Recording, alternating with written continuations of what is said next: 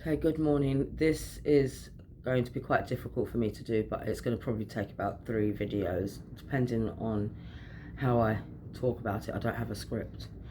Um, I have had people messing with my records and causing me a lot of trouble in the last 6 years and putting me through a lot of pain and suffering. And people who were there and around didn't come forward to help me at all.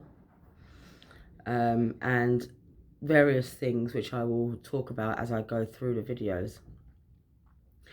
So what I'm doing is I'm going to be focusing on my family, but first of all I'm going to focus on my daughter that passed away in 1999, and I'm going to talk about what happened there. And after I do the videos about my daughter, I'll be talking about my father, because people lied about my parents.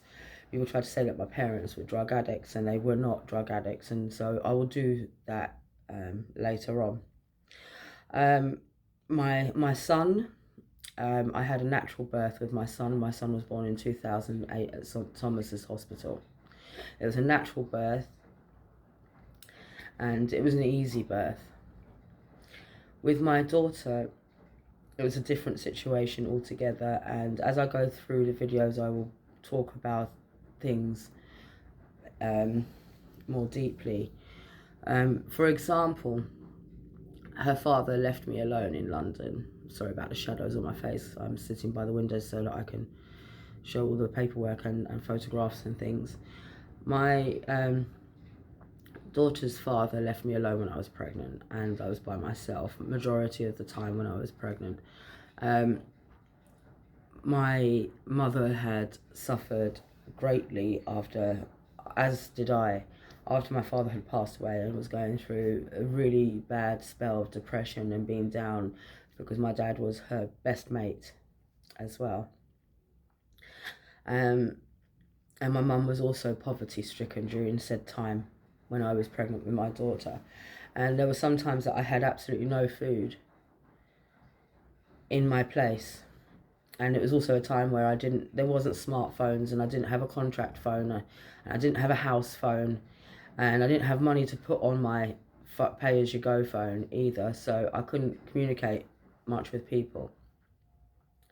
My daughter's father's mother, she lived in Reigate, and she wasn't interested at all. She didn't contact me throughout the pregnancy. She turned up at the day that they switched off the machines at the hospital.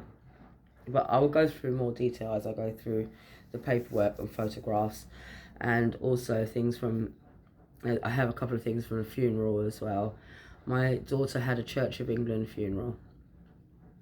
I've got all the paperwork for that, and it was well attended. And in my daughter's wake was held at Anne Dallin-Tutchin's house. That's my daughter's father's mother. My mother is Rhoda Grierson. And both me and my mother were ostracised at my daughter's wake. I had asked people to come to my daughter's funeral wearing light-coloured clothing and colourful clothing to celebrate her life. This is a photo of me and my mum, Rhoda Grierson, at my daughter's wake. We were ostracised at my daughter's wake and kind of shoved off to the side so that Anne Dallin-Tutchin could be playing Aren't I the Best Granny in the World?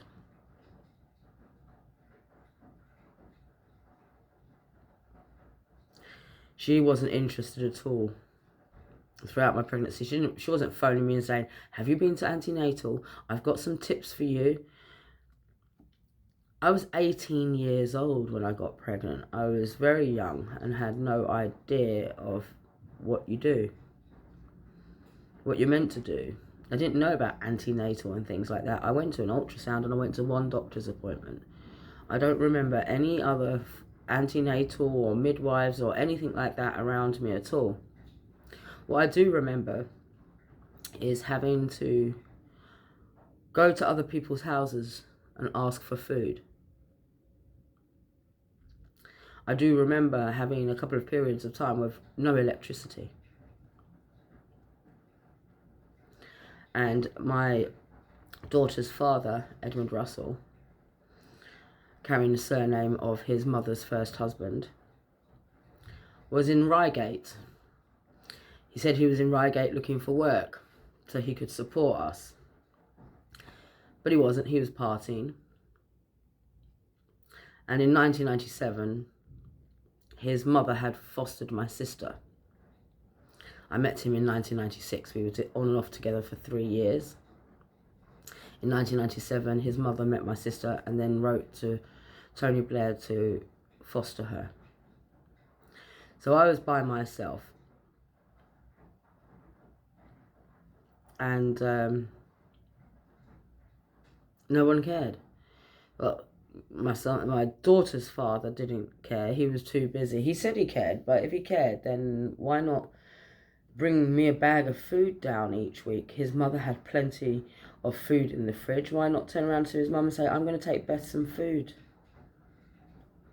I'm going to give her a hand. I need to give her a hand with some bits and pieces. Can you help? You know, or something. My mum had nothing. Extremely poor. But nothing. I didn't get any phone calls from Anne, Dal and Touch and how are you doing? You know, my mum had gone through a massive breakdown as well after losing my father and was really depressed and down. So my mother couldn't be there as much as she would have loved to have been there for me during that time. I was alone. Apart from one friend called Tracy. Another time I will go into that. That's not important at the moment, but she was more like a big sister to me. So this is me and my mother at my daughter's wake after the funeral. I'd asked everyone to go to the funeral in light coloured clothing and bright coloured clothing to celebrate her life. And we were ostracised at the wake. So it might take 4 videos because I'm seeing how quick this time is going. I may have to pause or stop videos if I get too emotional. So let me just have a sip of my tea before I show you the paperwork, and I'm going to start going through photographs and other things like ultrasound scans and things like that, and then things from the funeral. So let me just have a sip of my tea. So I'm going to turn the camera around now. This is my daughter's birth certificate.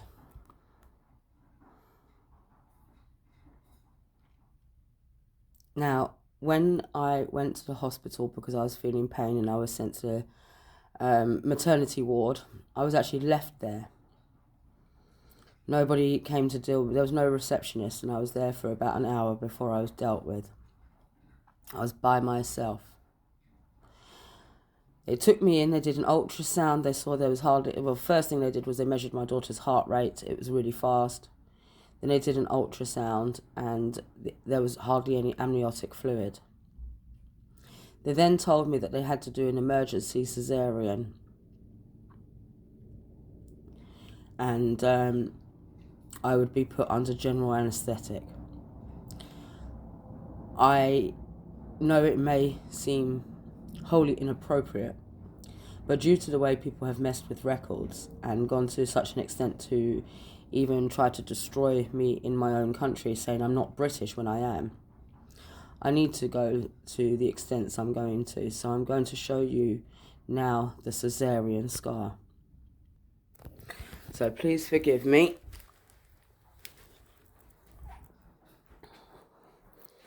I have to do this.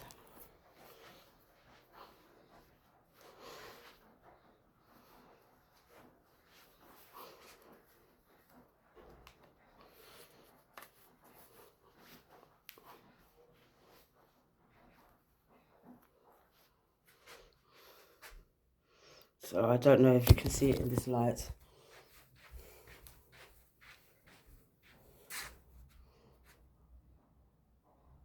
Can you see the beginning of the scar?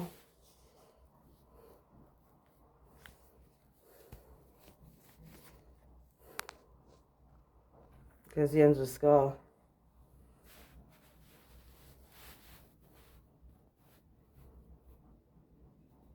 There. You see it? Running across the bottom of my abdomen. As I said, my son was a natural birth, so the cesarean scar is from when I had my daughter. So I was at King's College Hospital and I was put under general anaesthetic.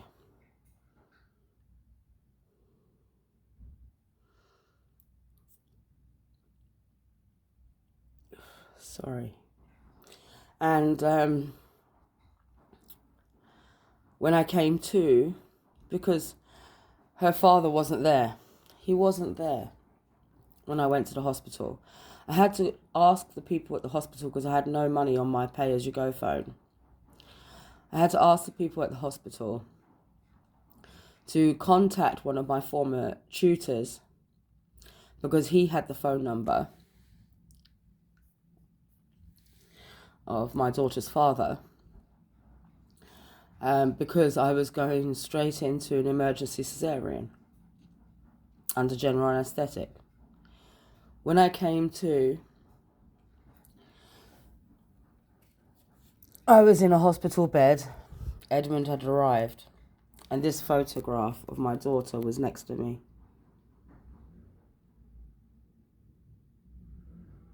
And they had wrote, obviously, the details, the time she was born, her weight, and the time the photograph was taken.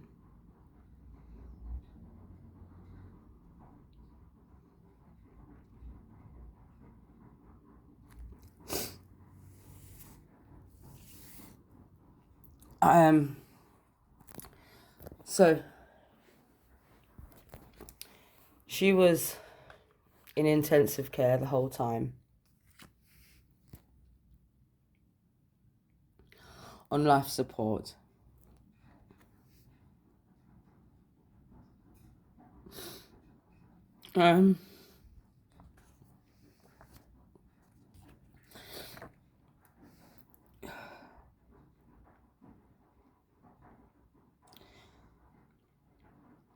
So this is 1999.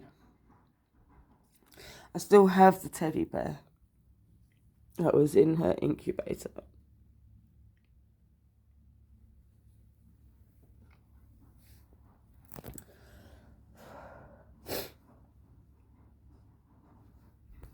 I also have the clip that was on her umbilical cord. I'm trying to focus.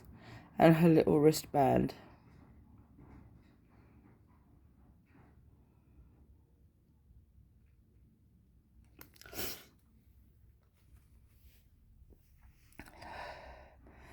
I don't know if you can see her wristband in these photographs.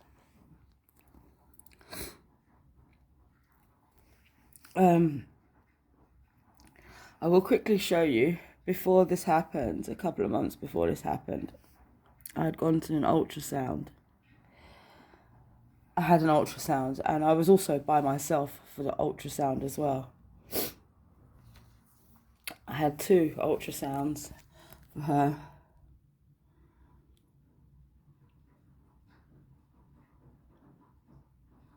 So I had one on the 19th of March, 1999.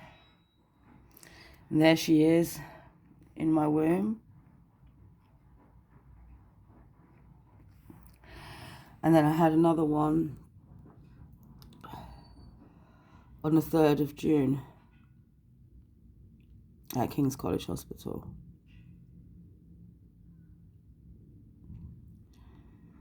She was growing fine. And if she had gone full term, she would have been a big baby. I'm going to stop the video now. I need to have a few moments.